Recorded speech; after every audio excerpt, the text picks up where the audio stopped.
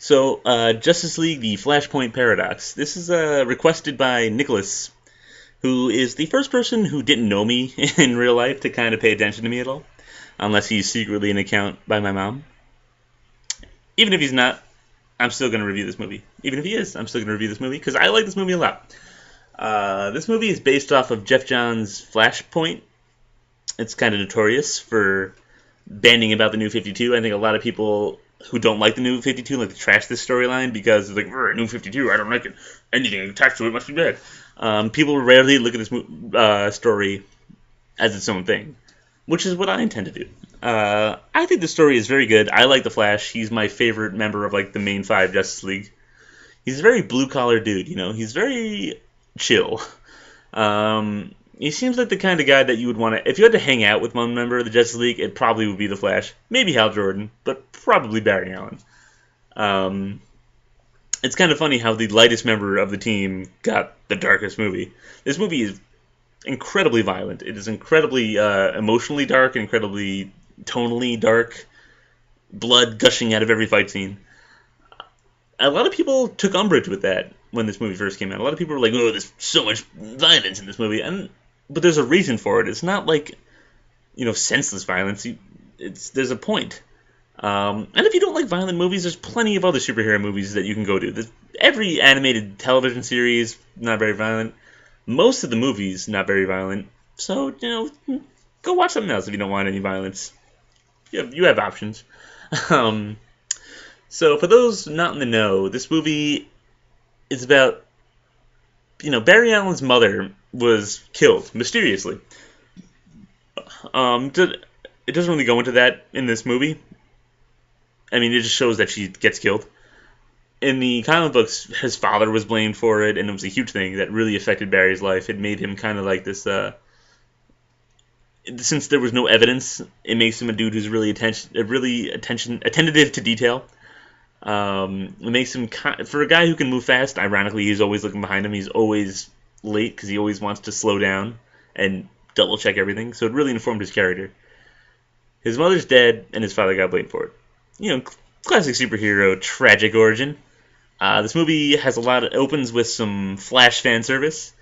It's him fighting all of his major villains in the Flash Museum. I love the Flash villains. Captain Cold might be like my favorite comic book character, period. Not villain, he might be my favorite character in comic books. He's great. He doesn't do too much in this movie, I mean.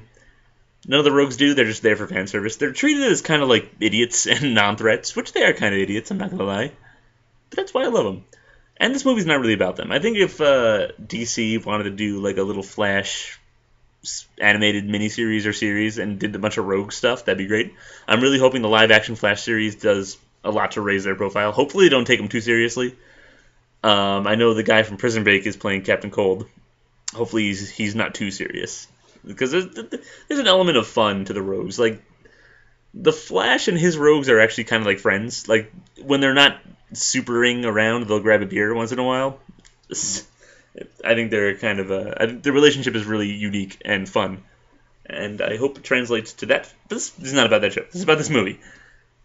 Opening, a lot of Flash fan service, great stuff. Established the universe, established the friendship of the Justice League, which is important. Because the next day, or sometime in the future, Flash wakes up, or Barry Allen wakes up. He has no powers. Superman's gone. Batman's this crazy dude who shoots people, and Aquaman and Wonder Woman are at war and tearing the Earth apart. Wonder Woman has taken over Great Britain, killed everyone there, and established it as New Themyscira. Aquaman sunk Western Europe into the ocean, and Barry's like, "What the hell?" His mom's also alive, which is weird. Which is kind of weirding him out. All this stuff has changed overnight. The only person he knows that's still around is Batman. So he runs or he doesn't run because he doesn't have his powers. He drives to Gotham City, breaks into the Batcave. It's disgusting. There's beer bottles. Who drinks beer anyway? There's beer bottles everywhere. It's a layer of dust. Like, Alfred's obviously not around anymore. And then he gets kind of like pinned against the wall, and it's Batman. And he's like, "What are you doing here?" He's like, "Bruce, it's me." "Bruce, Bruce has been dead for whatever years. It's like, wait a minute, you're Thomas Wayne. Yes, in this universe, Bruce is the one who died in the alley, and his father is the one who became Batman.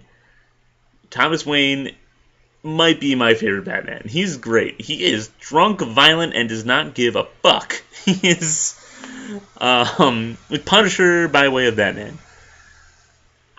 He's great. I think Jeff Johns had a stroke of genius when he came up with this idea. Thomas Wayne stuck around after Flashpoint in the New 52. In spoiler alert, in Earth 2, he's the Batman of Earth 2. So you can tell that a character is good when he sticks around after his initial storyline. Jeff Johns is a really big talent for doing that, introducing things that stick. That's rare for comic books. Usually it's just kind of the same shit over and over and over again. So Thomas Wayne's great. You find out through, because since Barry's in this new universe, his memories are kind of like realigning to fit with this new universe. You find out that Aquaman and Wonder Woman had an affair. Aquaman's wife tried to assassinate Wonder Woman in retaliation. Wonder Woman kills her. This is a great moment because they don't show the fight, but you hear like a slice, and then you show Wonder Woman lifting Mira, who's Aquaman's wife's crown, and you're like, oh, they're not going to show it, are they? And then like her other hand lifts her head. And then you're like, whoa, they are going to show it. This is a pretty hardcore movie. So, and then, of course, Atlantis, in retaliation, starts attacking Themyscira, and that's what led to this huge war that's destroying the world. And Barry's like, I gotta get my powers back. We gotta stop this. He straps himself into an electric chair, gets hit by a lightning bolt, and tries to get his powers back. Instead of getting his powers back, he catches on fire and burns himself to a crisp. And just to show what kind of guy Barry Allen is, instead of being like, well, this sucks, he's like, we gotta try again. So Batman takes Barry Allen's crispy ass and straps him in the chair again and hits him with a lightning bolt, and this time it works. This time he gets his powers back. Hopefully to go back in time and change it for the better. Unfortunately, he can't because someone is co-opting his speed. It turns out to be Professor Zoom. I don't want to get too much into the storyline. I don't want to sit here and just recap the entire storyline, but I'm just going to go over the stuff I liked, okay? That's a little setup for anyone who hasn't seen this movie. That's kind of like the opening act. Things I liked about this movie. Again, as I mentioned, a lot of people complain about the violence. The violence isn't necessary because Barry Allen is trapped in this alternate world. And if the alternate world wasn't an absolute nightmare, then he wouldn't have any great drive to get rid of it, wouldn't he? Would he? Every fight scene is just gushing with blood. There's a great scene where Deathstroke and Deathstroke and Lex Luthor are on this ship, and they have this like crew of like supervillains, and they but they get ambushed by Atlanteans. And the Atlantean army is great because it's made up of Aquaman allies and enemies. So Aquaman's there, Ocean Master's there, Tula's there, Calder is there, Garth, the first Aqualad, is there, and it's just awesome to see all these guys fighting. Clayface is on the other side, Sonar. It's just an awesome scene. You get to see Black Manta and Deathstroke fight, which is great because I love both those guys. Yeah, Deathstroke I could take a leave, but I love Black Manta, and see him kick Deathstroke's ass is pretty awesome. So yeah, I think the violence in this movie is grotesque, but not gratuitous. It's not unwarranted. I watched this movie again for this review. The music is actually surprisingly good in this movie. I didn't notice it the first time, but there's really good use of motif. Whenever Wonder Woman or the Amazons are doing anything, it's this awesome Greek guitar. It's good stuff. I really like it. Something that's very subtle, but music and sound design is kind of one of those things that you only notice when it's bad. If the musician or the sound designer is doing their job, you don't really notice it. So, I noticed it this time after my fourth or fifth time watching it. Also worth noting is Cyborg. He's giant in this movie. It's like if Shaq played Cyborg. He's pretty awesome.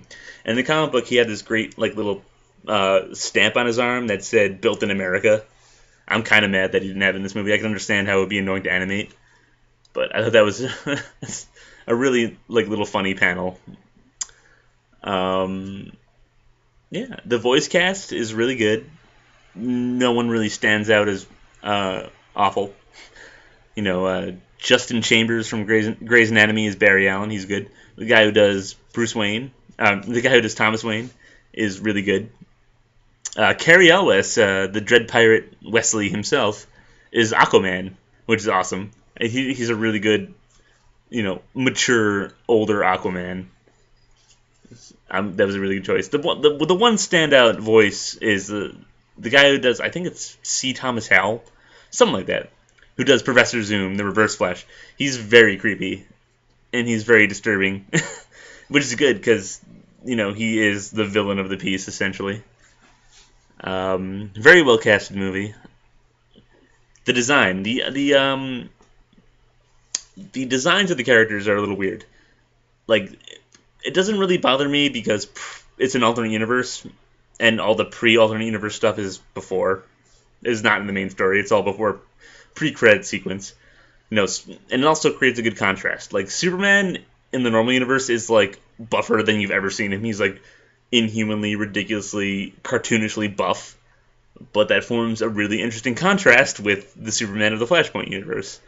Aquaman is too buff too. Aquaman looks like Marv from Sin City in this movie. Like, he's grotesquely buff. Wonder Woman is good. I don't like her redesign. I think her design in the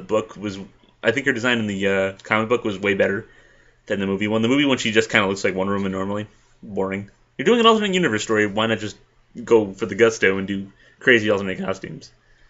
There's a lot in this movie. I can go on for a long time. Grifter, he's the epitome of all that is 90s. He's super 90s.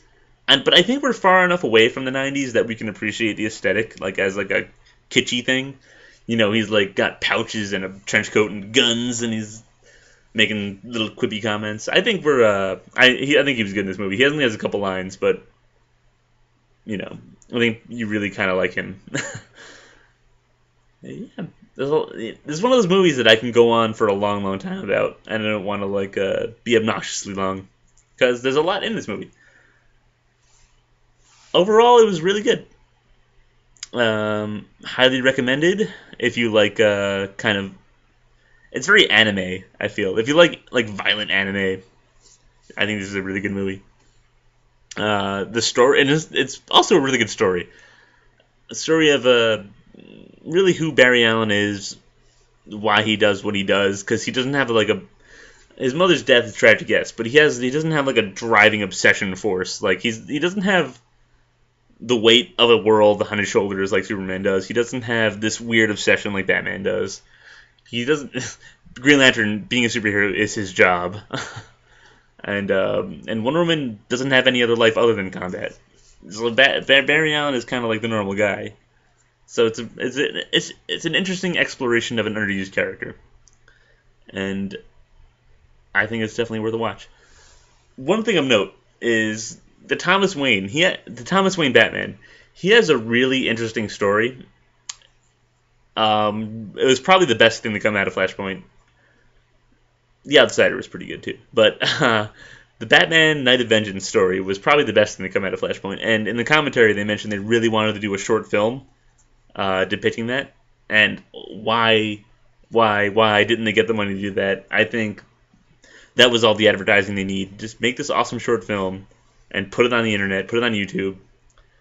I would put it on for free. They wouldn't, but I think that would have been that would have made the rounds. That would have went viral. This crazy awesome story about this crazy old Batman and who's the father of Bruce Wayne, and Bruce Wayne died, and what's going on with the Joker in this universe, what's going on with the Penguin. The Penguin's kind of like his Alfred.